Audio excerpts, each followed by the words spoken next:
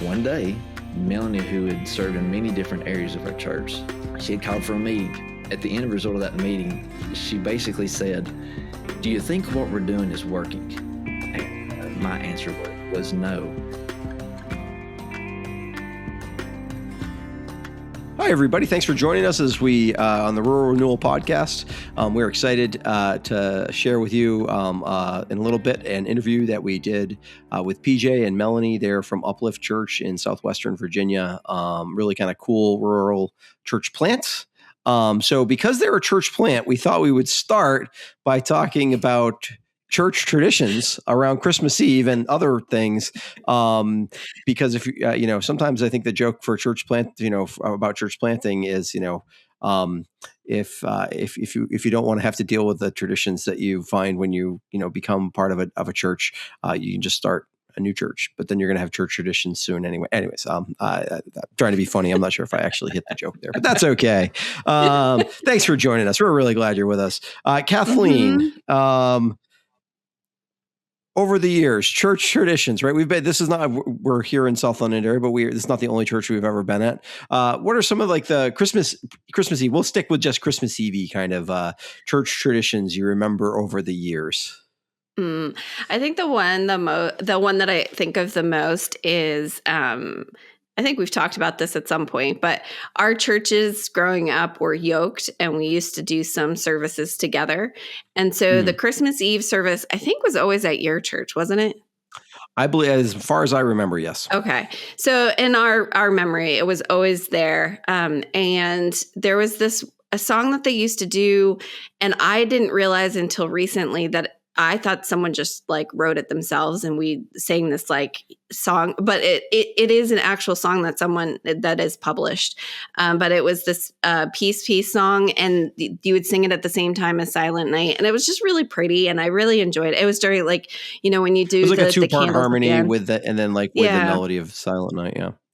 Which was funny because our churches, we did not have a choir that sang different parts. At least in my church growing up. I don't know if you did it over at First Baptist in Samerton, but no. Okay. I didn't think so.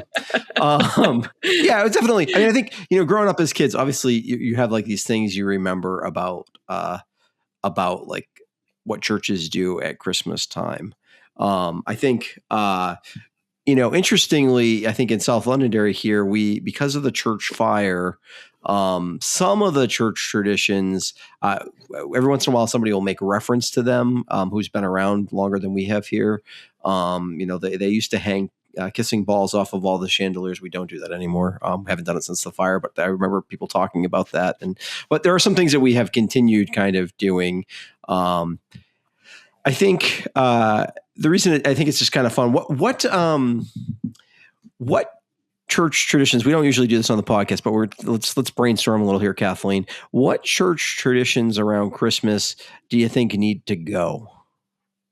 Oh, just in general? I know. Yeah. No, I mean, like this is serious stuff here, right? Like we have to contemplate. Not really that serious. No. This is what podcasts do at Christmas time, right? You got to talk about, come up with something random. What you need to get rid of or whatever. Well, maybe not that. What's a Christmas tradition that you think is maybe overdone in the church? This is tongue in cheek. If your church does this, blessings on you. Our church may do it too. You're putting me on the spot, Chris. I'm trying to think of something that. I am putting you on the spot 100%. I'd prefer not to do like the late night Christmas Eve services. That's just because you like to go to bed at like 9:15. So I mean, let's be honest. Well, here. I mean, you're not wrong. But I would say, I like doing the evening service, and we do a 6 o'clock and an 8 o'clock. So I'm okay doing a service until 9 o'clock. But yes, I do want to go home and go to bed. How about you? It was just funny. We've never done a late service here in Southern Vermont. But at churches we were at, both serving some and churches we grew up in, at times did late services. And I actually kind of like the late service to an extent, although I haven't pushed at all to try to make it happen here in South Londonderry. So I don't know how much I really like. I was going to say, one thing we just did this past Sunday at our church. We have done a children's pageant for years. And it's one of my favorite Sundays at our church, even though it is the production value is the cuteness factor through the roof, particularly this year. This year there was some just really cute stuff going on between some little kids, which was amazing. Some 6, 7, 8-year-old boys kind of putting their arms around each other. It was some really, really cool stuff happening. But production value, although actually we some people who really worked on it this year. Sometimes it's been I think like just having something to have it this year. I think a little bit more, but I like the Christmas pageant. I think it's anytime you get an opportunity to involve the kiddos in the service, I think is a lot of fun. And be reminded that like worship should be participatory and also like messy. I mean, I say that like we talk about like striving for excellence is probably the wrong word, but it's like striving for like working hard at making our worship make sense and sound and be good, and both on music or when we're preaching, making sure that we're trying to be interesting and accurately communicating God's word to people. Obviously, very important, but also like not having it be a performance. And the pageant is somehow a performance that reminds the rest of us that church isn't actually a performance, because it's a performance in our church, at least, mostly of very young kids who are adorable. So, anyway. Yeah. No, I feel like I stole the cute one. Sorry about that. No, it's fine. I think I had asked you what you thought we should get rid of, and you somehow morphed it into. I could probably think of something. That's true. That is what I was supposed to be saying. Not what we should keep, but what we should get rid of. Good thing I didn't, I probably would have shocked you if I was like, we should get rid of the Christmas pageant. That's a good question. You're not supposed to turn the hard questions I give to you around on me. I think that's like what Jesus did. Come on. I think traditions that could go, I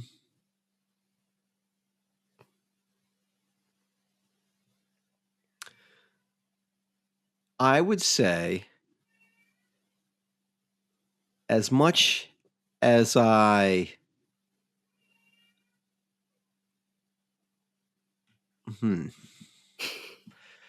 See, the problem is I keep thinking of different things. I'm like, that could probably go. And then I'm like, because here, I'll just tell you what my mind has run through. But then every time I say it, I feel like I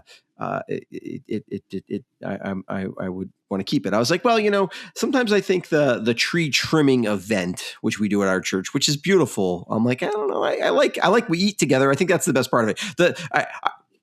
It's fine because I don't particularly love decorating Christmas trees.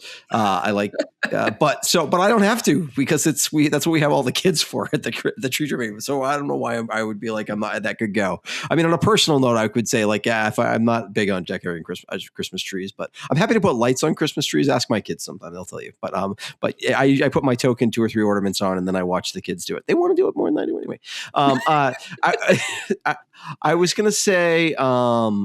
Then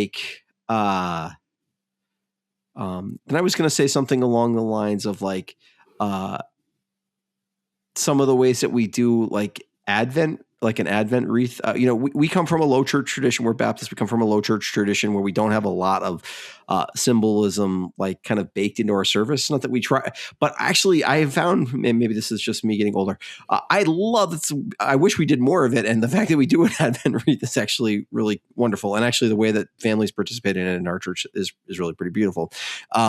So I don't know. I don't have a lot of great examples. You did. You came up with, I think, a much better example than I was able to. And I'm not even talking about Christmas Eve. What do we do on Christmas Eve that I think could go?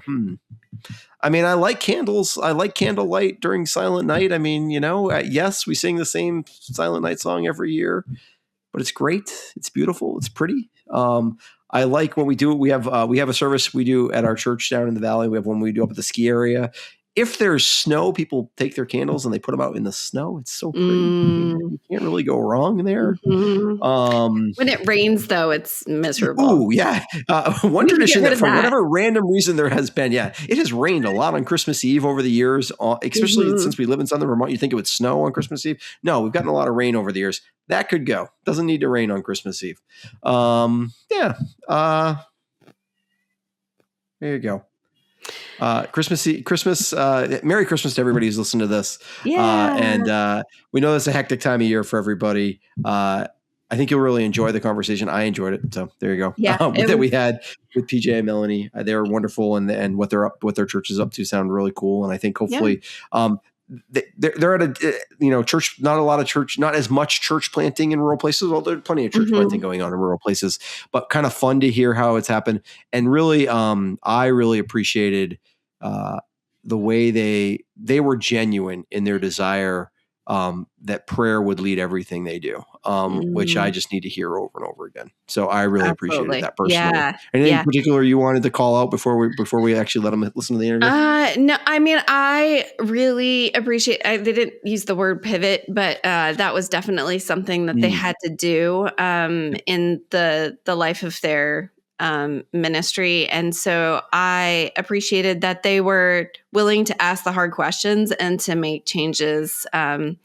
And so I think that even if you're not serving in a church plant, it was a really good reminder that like sometimes we just have to ask those really hard questions and be willing to make changes to do what God wants us to do and in the season that we're in. Yep. Amen. All right. Well, thanks. And here's the interview.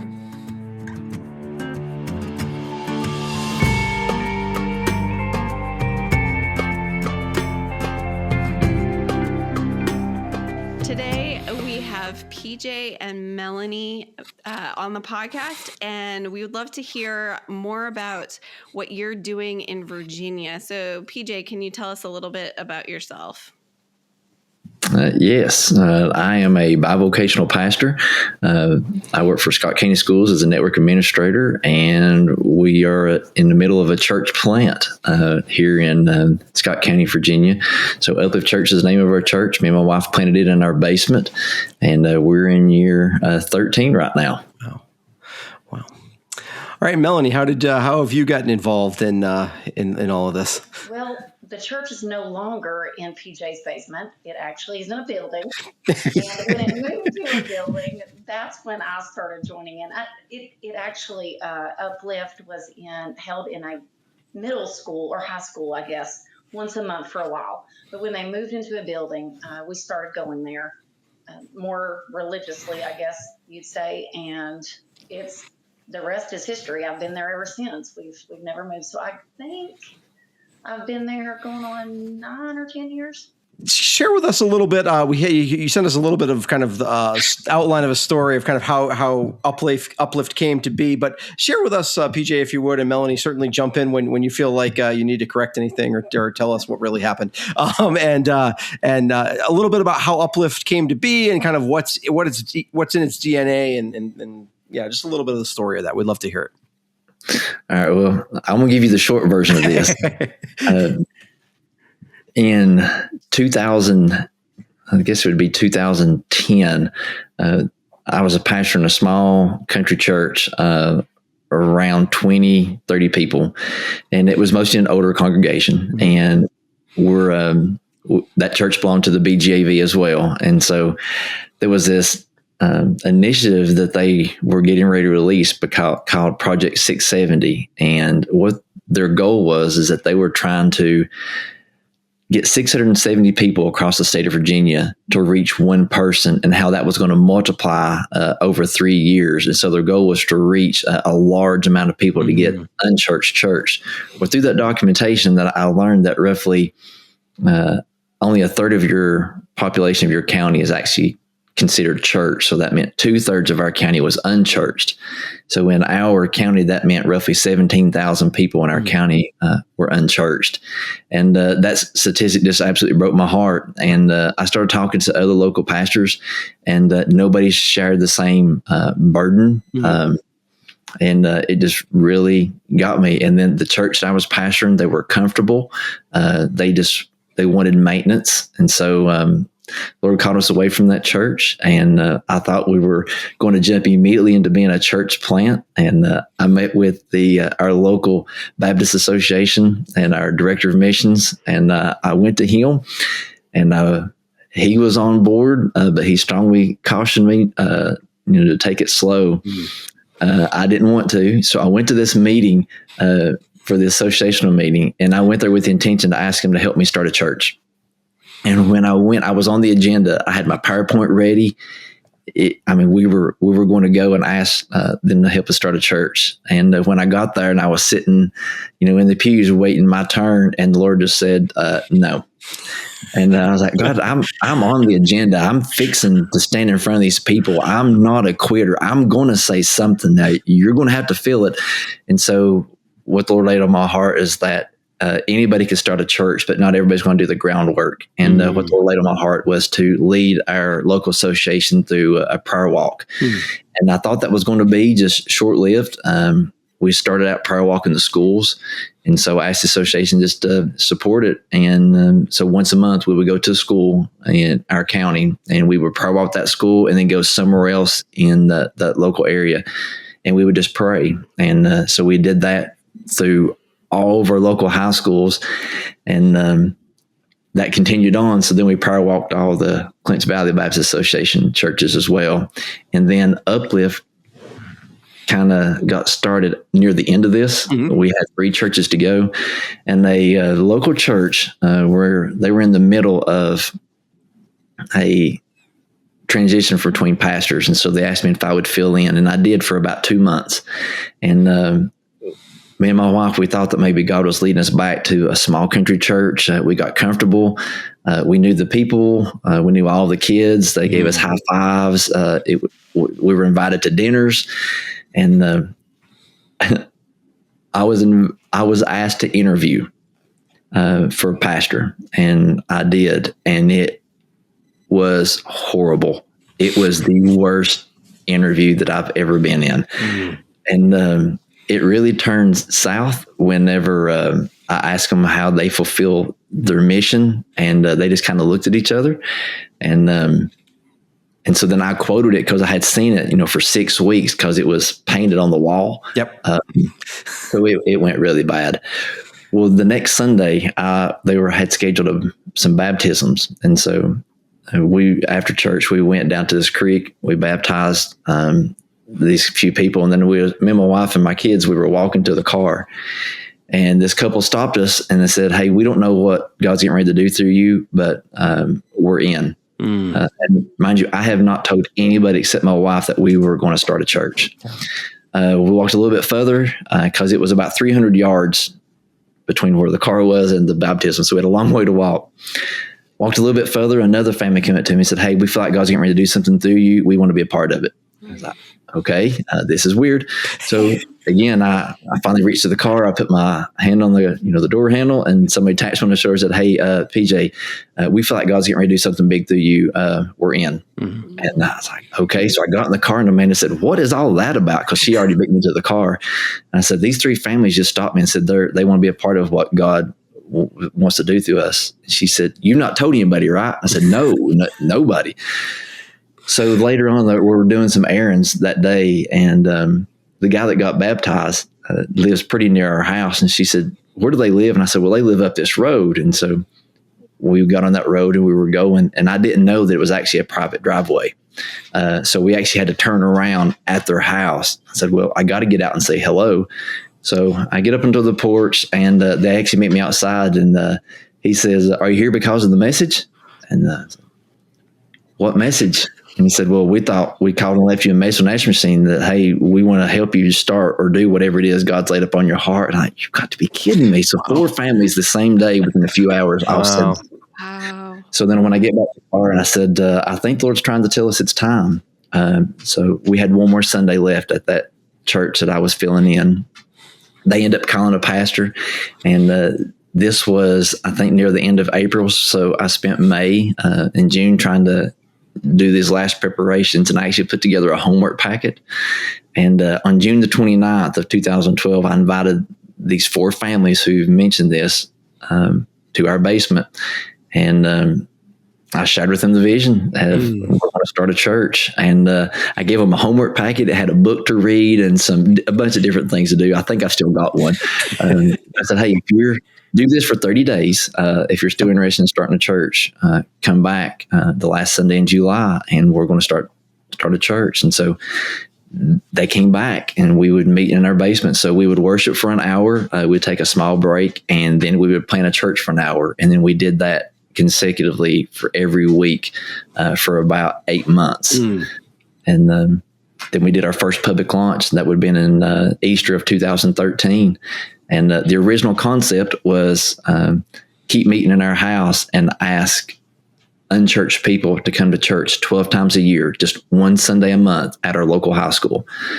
What we didn't expect was for it not to be enough. People wanted more. And so we outgrew our basement. And so we had to find another facility. So local here in town, there was a small venue that could hold about 90 people. And so we moved from our house to there because we were having issues trying to park 15 cars in our driveway. So we started meeting there, and then it just kind of just took off. So we would meet in that venue, the Nicholsville Townhouse, throughout the month until the last Sunday of the month. And then that was when we called it like our mission. We were going to try to reach people at the local high school. And so from there, we found out we were going to be losing the school due to power savings. So they were cutting that usage out, and they were also losing that venue because the owners were going to sell. So we had to find a place to meet, and we only found one facility, and it happened to be a former horse betting facility. And before that, it was a car dealership. So I'm going to joke about it and say that God used Satan's money to overhaul a car dealership into a place that we could actually turn into a church. And so we did. We moved into this Colonial Downs building as Uplift Church. And our first Sunday there was January the 2nd of 2015. And I say it's been awesome. We've done a whole lot of learning, and we were really growing leaps and bounds. And the first Sunday there, it was kind of overwhelming because the news people showed up. We had to set out camp chairs in addition to our regular seating. It was just it was overwhelming. And I'm going to fast forward a few years because we were experiencing this exponential growth, and it was really good. But I was really under the impression that we were experiencing God's favor. Because we were baptizing so many people were joining the church. It was really good. And then COVID hit, and COVID really kind of exposed where we were at as a church. All this favor that I thought we were experiencing in God's exponential favor, just His Spirit moving, we were actually riding on the coattails of being something new and different in our county. We were the first contemporary church in our county. And so what I thought was God's favor really wasn't at all. And what COVID really revealed was that one of the areas that we had really lacked on was building authentic relationships. And so when we came back after COVID, on a good day, we might have had 50 people, and that's including kids. So going from several hundred to that, it was challenging.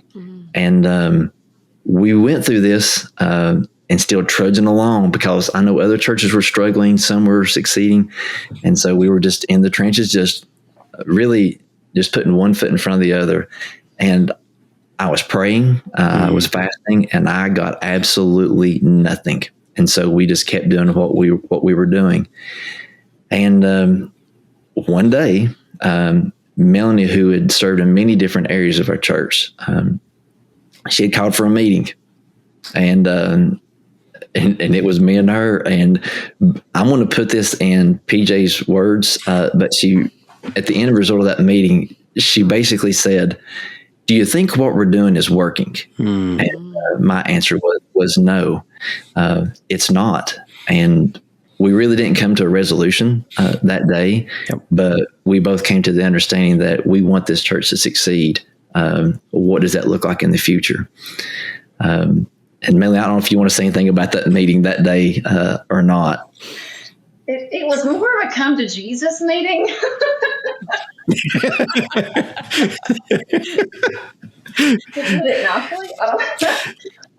I did the same thing that PJ said. Like, it's just, I felt like we had hit a roadblock and a wall. And although God was present and we were doing all the right churchy things, we were really missing an authentic relationship with each other and an authentic relationship with God. And so that conversation led to a completely different turn for our church. So PJ, I'll let you continue. From that meeting, I'm a big advocate for fasting and prayer. And so I thought, God, you're going to do something with this, and I don't know what, but it was a very short time, and I can't remember exactly how long, but it was a very short time.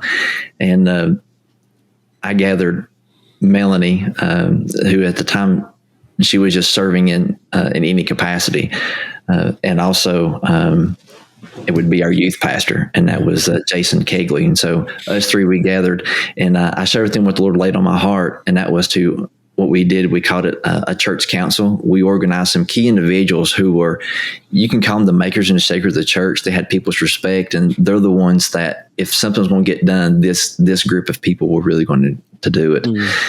And I shared that with Jason, Melanie.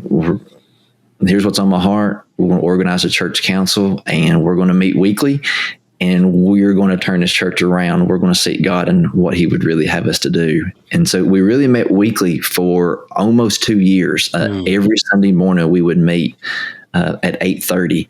And you're talking about some faithfulness there was from this group. And we did. And I led them through a Bible study called by Andy Stanley. It's called Deep and Wide. And it was really a great opportunity to look at look at church through a different lens. And what has birthed out of that is a shift focus. When Uplift first started, our tagline was to changing the way you think about church. And although that we were kind of doing that, we were really missing the core of what we really wanted to do. And that was really connect people with God and others. So we changed that. And so we've coined that we're really wanting to create a compassionate, contagious community, one of which you can really connect with people and really want to share. And that kind of birthed out of that group. And we've been experiencing some authentic relationships. And so now we tour around with the question of how can we create authentic relationships. And so that is something that we've been really growing with. And I don't think that you ever have that totally figured out, because as soon as you think that you have a connection with relationships, it changes. And then you get different people in. And through all this, there's always been transitions, and people have come and they've gone, but there's a really good bunch of core that have really stayed and have really bought into the church and really want to be a part of it and see it succeed. And for the first time, we're actually seeing people not leave, but step into a new role so other people can step up into another role. And so we're really focused on leadership and mentoring so that other people can have the opportunity to serve. And so the one thing that we really got out of Andy Stanley's book of Deep and Wide is you cannot force relationships, but you can create opportunities for them to take place. And that's really what we've been trying to do. Well, thank you so much, PJ, for sharing. I was going to say a lot of different things that resonated with me in that, but one of the things that early on in your story that resonates with me, one of the realities for Kathleen and I, when we probably shared this with some people on the podcast before. We'll share it again. We felt called to Northern New England ministry wise when we were finishing up seminary, and really just felt like, and we were kind of like, God, we just send us where you want us to go, or we want to go there. And the way that it came, there was a couple different opportunities. Both we were not entirely. It was hard. We couldn't really figure out between the two of us which was going to be the right one. And God kind of hard closed a door for us, kind of like your meeting when you reminded me of that. It was not quite that. We basically got a letter from a search committee we've been talking to, and they were like, as we were about to go meet with the other search committee, they were like, we decided to go a different direction. And it was like, praise God. That's just what because then we had this, and and then some of the confirmation kind of stuff that you got there, that it's sometimes really good. God doesn't always, I think, give us like that kind of clear direction, but boy, is it nice when he does. Yes. It was so good just to know, okay, that's where we want to do what you want us to do, God. And if that's what you want us to do, that's where we want to be. So I thought that part, and I really appreciate, I completely hear you. So our church context is a little different. We have, our church is 200 years old, and it does have a lot of people in it who have long-standing relationships, and definitely I can understand, like, that is all that carried us through COVID. I can imagine how the struggle that is in a place where people are just starting to get to know. And I don't even know that necessarily is because we work hard on relationships, because I think you're 100% right. That is like what God's calling us to do. But also I appreciate like being able to see that happen and recognize see the issue that it was. I mean, that's just, and then the focus on prayer to kind of recognize that and redirect it. It's really a wonderful story. I really appreciate just that part of it. So, Melanie, you're part of the story. Obviously, one, asking the right question, like so important in the life of a church. But how did you get connected with Uplift, and how do you see your role, like, as what God's called you to do there? My husband and I were trying different churches at the time. I wanted a place. He had not attended church regularly with me up to this point, and so we were searching for something different. I had attended a church for 10 to 12 years before Uplift, and so we tried several, and then we heard about Uplift, so we decided, hey, let's give this a try. So we did, and he started consistently coming with me. He enjoyed it. He developed a relationship with PJ and some other guys in that church, which was fantastic, because I was bringing my children. They had children's classes during church, so it was working great. I think I had been there maybe 3 months, and David Smith, the youth pastor at the time, said, hey, would you be willing to serve as a youth leader? And I said, sure. David and I had grown up in the same Free Will Baptist Church when we were young. Our parents attended that one. Mm-hmm. So I think we served together for about 6 years until COVID hit, and God started shifting things for me. And I actually started feeling a call to what I call speaking. I really never thought I would be a preacher. It's probably the last thing I wanted to do, but God has it. So I was called in the spring of 2021, and we were still in and out for school and in and out of church. We were still doing a lot of that online church stuff. And I got my first opportunity to speak at my husband's grandmother's funeral. And then after that, PJ started talking to me about, would you consider preaching at church? And he gave me that opportunity and started mentoring Jason Kegley and I. So at COVID, when I transitioned out of youth leader, David Smith moved from youth pastor to actually preaching and pastoring at another church. So that's when Jason Kegley came in.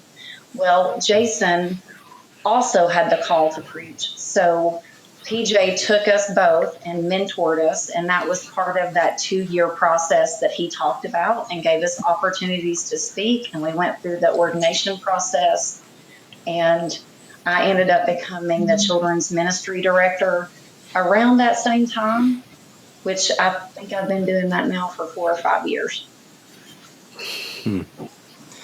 Very cool.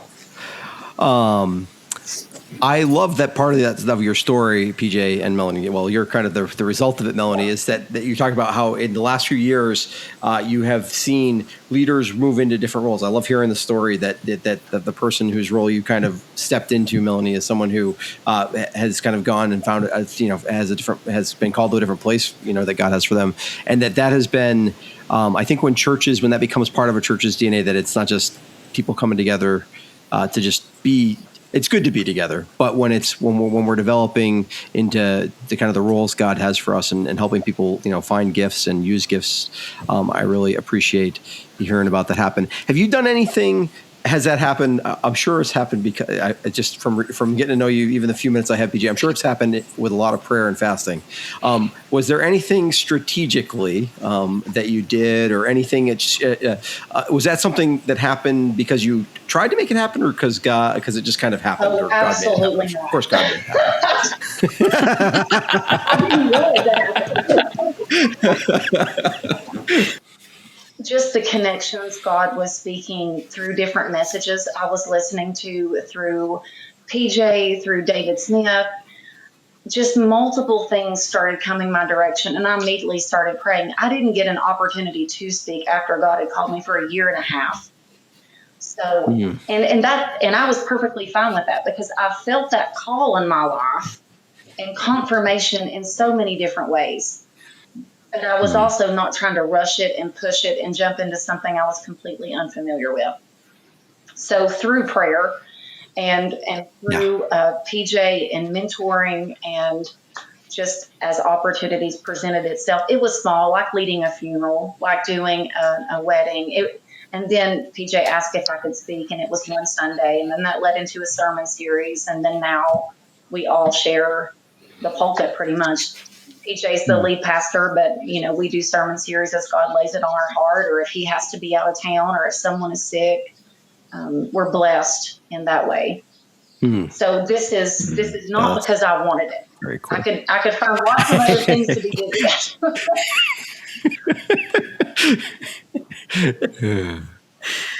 I love that. My question to you talked a little bit about how you provide opportunities for connection and relationship. Can you elaborate on that a little bit? Like, tell us some of the things that you've done, and you can tell us successes or failures in that, but I'm just really interested on how you've done that. Yeah, that's a great question. It's one that we continue to wrestle with, because we don't feel like that we have it perfected.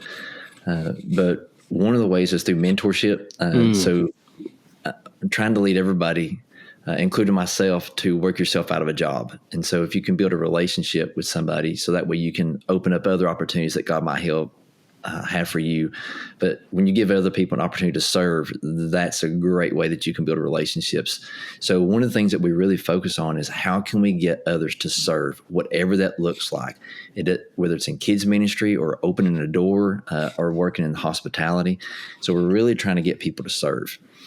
And Melanie, who mentioned that we share the stage, nobody has all the egos are in check, and so there's no pride over that, and so we really want to share that and open it. And so one of the things that we learn is when you get different people to speak like that, it really helps other people be able to connect to so many, instead of just hearing the same person over and over and over. Yeah. They can almost put them on a pedestal and feel like that they can't live it, so why bother? And so that's another way that we've really found, is really trying to share the pulpit. And then we call them doing the intros. We've encouraged people to share their testimony. So I really tell people to start praying about, hey, God is really on my heart for you to pray about, you get up in front of the church and sharing, your testimony. And so usually they always do, because they can't get away from it. Because once you kind of planted that seed that, hey, I'm praying this over you, and then a few weeks go by, I was like, hey, I'm still praying. And they're like, And so, but what that does is that you're able to see people in a way that you've never seen them before. Yeah. And so we've had people from our church that I've known for years that I didn't know attempted suicide or lost a child or were struggling at home. And so when they're able to get on stage and share their stories, it connects with so many people. And then you're seeing after church, now you're seeing there's relationships develop because there's something that connects them instead of something that kind of puts people to feel like that they have no relationship with anybody, no connection. Yeah. So those are some of the ways in which we've done. Of course, we've done Bible studies and stuff like that. But those are some of the key ways. And Melanie may have some things that she wants to share. Another thing that we've done through intros and different advertising methods that we have is trying to get people to seek what God would have them do. We try not to be locked into specific ministries. We do have, a hospitality table that serves food and stuff in the morning, and we do the Bible studies. But we've had a person start a homeless ministry because that's what God laid on their heart. We had a group who started a care team ministry. These are not things that necessarily go from year to year to year. So we don't have church members, we have church partners, and we ask them to commit for a year. We do the same thing with the ministries. So once someone has started a ministry, typically it does last several years, but it doesn't have to. And then sometimes that passes hands to other people. We had a group who started Operation Christmas Child in a preteen class, and that has now grown to a church-wide event. So it's really whatever God is trying to do through people that we want to uplift and elevate and help support them in a way that God can get, his purpose accomplished through them. Well, that's awesome. I mean, that's really neat to see the way that that you kind of have allowed that to happen. I think it is often true that we are trying to we have the things we think need to get done. And obviously there are some things as a church that need to get done. You're right. Bible study needs to obviously be happening. It's good. Somebody needs to be, doing the hospitality kind of thing, but like helping people to find the place where they can do and being kind of permission giving in that regard as a congregation to people as well. I like the idea of I like the year there. That's a neat idea. Just one of the things I know as a church, as pastors in a church that's been around a long time, and I feel like we do this pretty well, but it is sometimes a struggle. We have we have things that, especially things that have gone on for a long time at church. When they need to change, or even sometimes those things like what was effective at one point is not anymore. And having it built into a culture that because you're always trying new things. Yes, sometimes you have amazing things happen for a season, and then they are just not, for whatever reason, they're not in the same place anymore. And having this, that's okay, because we're going to move on to the next thing that is going to help connect people with each other, with Jesus, and help them grow. So I think that is really just good to kind of hear how you've done that. And the idea, one of the things I really appreciate about what God's called Kathleen and I to is being able to share preaching, and that, I preach a little more than Kathleen does, but it is, I think it's really good for our people. And we actually try to share the pulpit here as much as we can with others in church. We have a few people in church who will, at least once a year, there's like 4 or 5 different people who once a year will preach. And I think it's really good. I do think it is good for people to hear from other voices. And it's, we have found that people grow a lot in that experience too. Yeah. And that is really cool. And I grow a lot just hearing what other people have to, people, and you do learn testimony stuff. We've had some really cool stuff happen through that kind of thing too. So that's really awesome. I don't want to turn this around, but I actually wanted to ask you, is there anything that you all are doing in your church where you see that relationships are really growing and thriving? Is there anything in particular? So I think one thing that we do well as a church, we do food. We try to have people eat together as often as humanly possible. So I think that's probably that's if you ask people at church, that's probably what they would say. We try to get people, both certainly through church functions, your kind of typical potluck kind of, everybody brings a dish kind of things.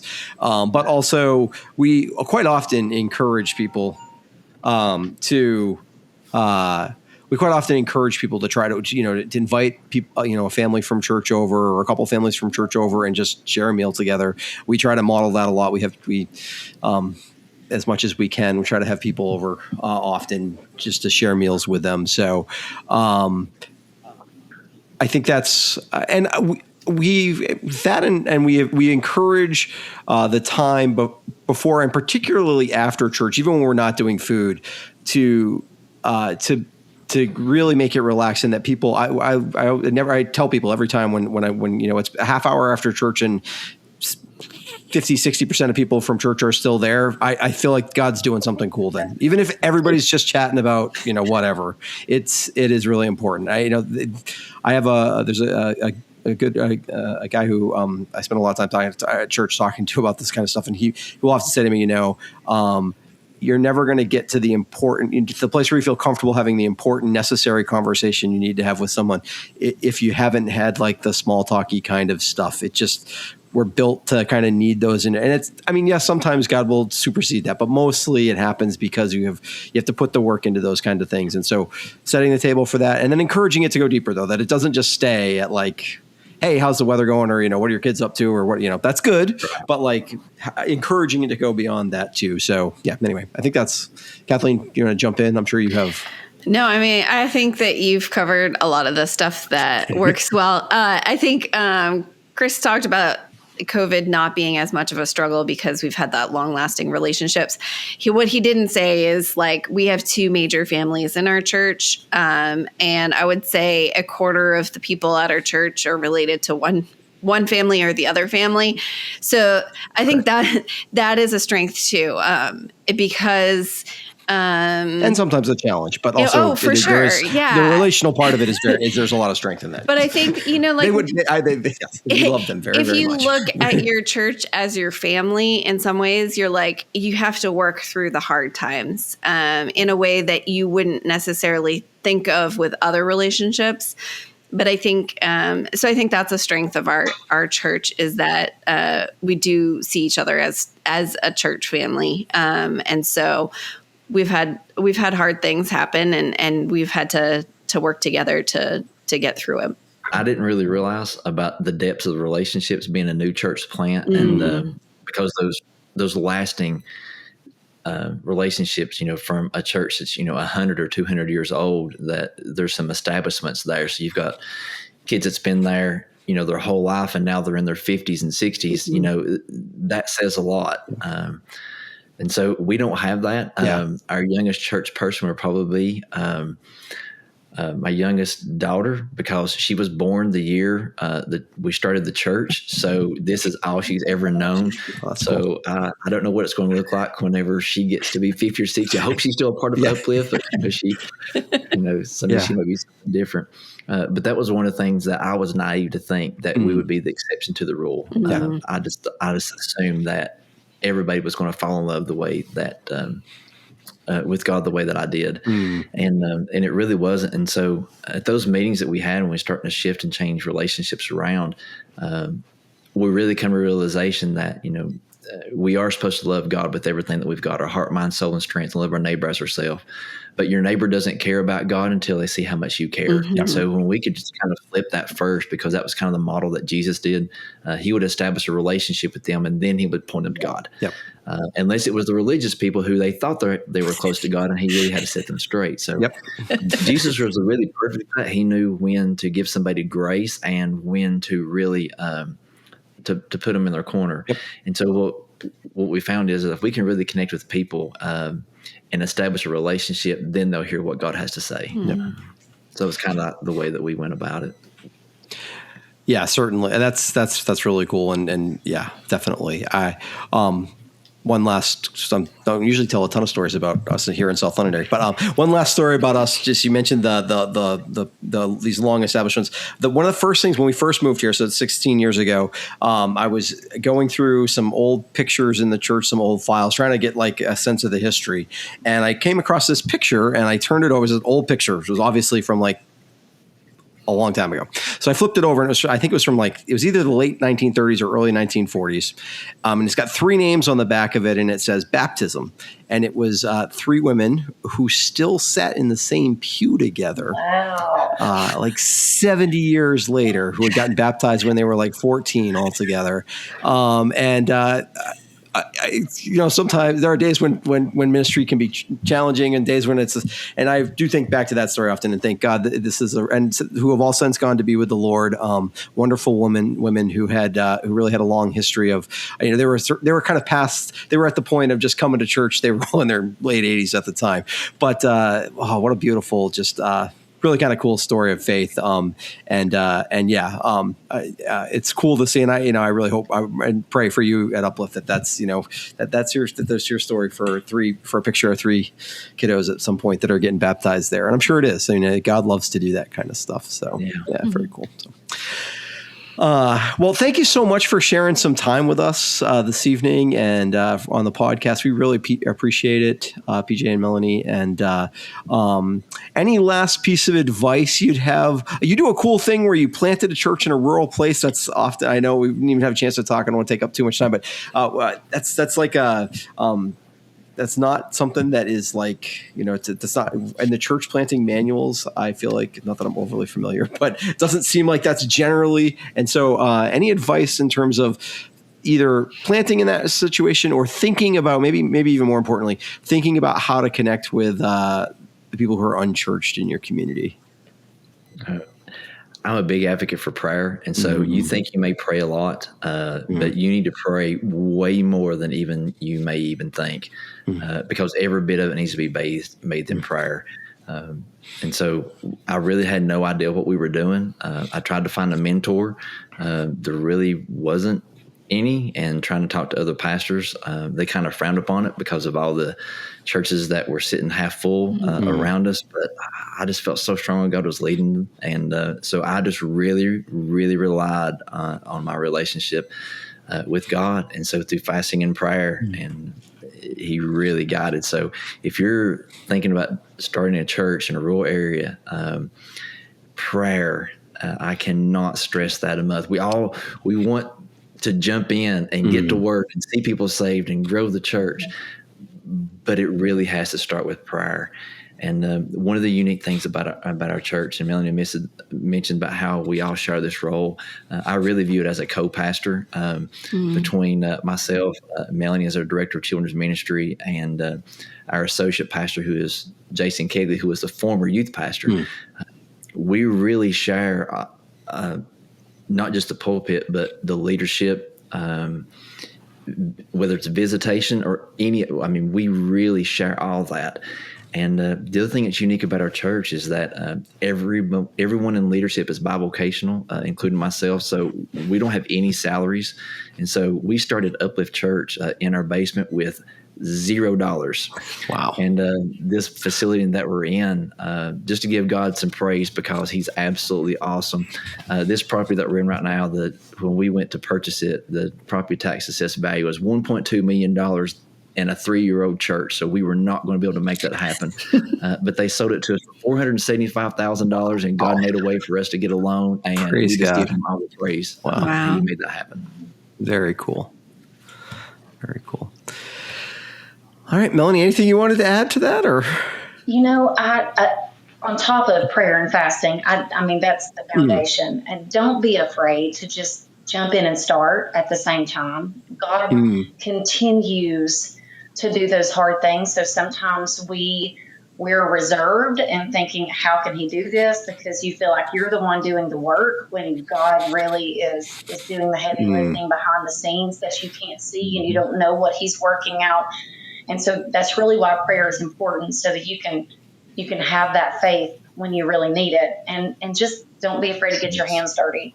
There's something that we kind of say to each other is, when you're going to do something, you've got to lead by example. So if I'm asking the church to be financially responsible and to give, then I need to do the same thing. And that's what we want to do as a pastoral team. as members of the church, and we try to do those things to encourage other people to do the same. And that's not like preaching it from the pulpit, but that's just living it out, trying just to be a good example. Yeah. Well, again, thank you so much for your time. We really appreciate it. It's been wonderful to get to know you a little bit better. And blessings on at Uplift. And our prayers certainly go with you that God continues to use you to do what He's calling you to do in southwestern Virginia. Thanks so much. Rural Renewal Podcast is brought to you by Fresh Expressions and the Ascent Movement. Fresh Expressions is a worldwide movement of everyday missionaries who want to see churches thrive in places we eat, live, work, and play by leveraging the creativity and endurance of the inherited church. The mission of the Ascent Movement is to create a thriving, collaborative connection for the church to live out the Great Commission in today's context. One of the initiatives of the movement is the Mustard Seed Initiative. Inspired by the message in the parable of the mustard seed, the Mustard Seed Initiative seeks to empower small churches across North America, enabling them to grow in faith and impact within their communities. To connect with this podcast, you can email us at podcasts@freshexpressions.com. Rural Renewal Podcast is hosted by Kathleen Blackie and Chris Blackie. It's edited by Joel Limbowen and produced by Kathleen Blackie and Jeanette Statz. Our senior director is Shannon Kaiser. A special thank you to Brad and Joni Perry of Alabaster Grace for the use of their music for our podcast. If you have learned something or been encouraged by this podcast, please help us spread the word. You can give us a review on Apple Music or Spotify and share this episode on social media. May God be merciful and bless us. May His face smile with favor on us.